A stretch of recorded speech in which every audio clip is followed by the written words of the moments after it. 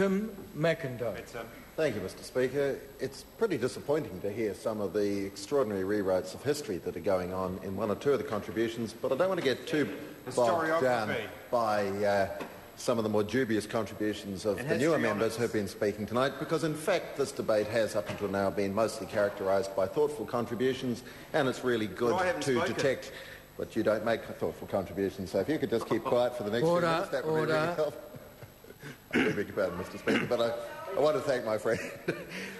As I say, it's been good to hear that there is cross-party support for this important measure, because, of course, as we all know, it is obviously going to be warmly welcomed the length and breadth of the country, although sadly it comes too late for the literally tens of thousands of New Zealanders who collectively lost a large fortune as one finance company after another failed in the middle of the last decade. The bill is, of course, the important culmination of several years of work to tighten up supervision of the non-bank deposit-taking sector. And so I thought it was a bit disappointing and disingenuous of Stuart Nash to suggest that the bill should have been on the order paper straight after the National Party came to office less than 3 years ago, because he knows that the legislative system requires several stages, and for Mr Nash's timetable to have been achieved, all the work would need to have been done and all the details would need to have been in place as the outgoing government left office.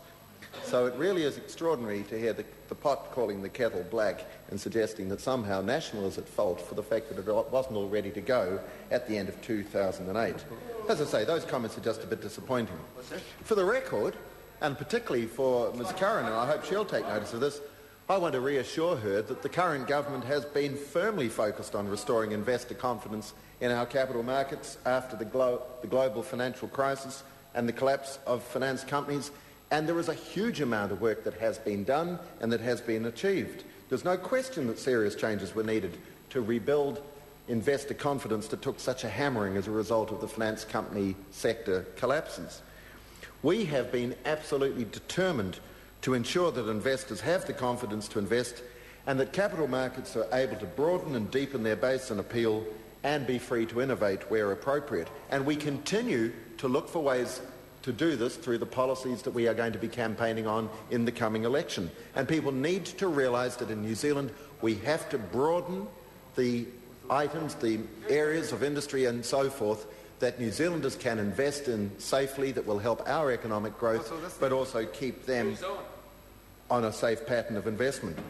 So we moved very quickly to start the process of reform. Within 3 months of becoming the government, I say to Ms Curran, we introduced the Securities Disclosure and Financial Advisers Amendment Bill, which was aimed at making it easier for businesses to raise capital while ensuring the timely and accurate disclosure of information to prospective investors. 5 months later, it was the law of the land. That's not sitting on our hands. That was getting on with the job. By the end of 2009, Cabinet had signed off proposals requiring debt issuers, including finance companies dealing with moratoria, to give investors tailored disclosure documents and requiring companies already in moratorium to report their progress to investors. Then the final Capital Market Development Task Force report, which was led by Rob Cameron, was released. That report helped provide the government with a framework for our work on financial sector regulation. That work included implementing the financial advisor regime, which had been passed in 2008. So the point that I'm making is that these are just a few of many steps that we've taken. That's right. And they have been important. They are making a difference. They show a government absolutely determined to get on with the job and to take the important steps that were necessary. Mr Speaker, as an electorate MP, one of the more distressing experiences I've had, and I'm sure that probably all members of this House could relate similar tales, has been to hear the very sad stories of hard-working, law-abiding New Zealanders, many of them nearing retirement age, who have suffered in this way. And we are determined to put things right. That's right. The question is that the non-bank deposit takers bill be agreed to. Those of that opinion will please say aye. The contrary, no. The ayes have it.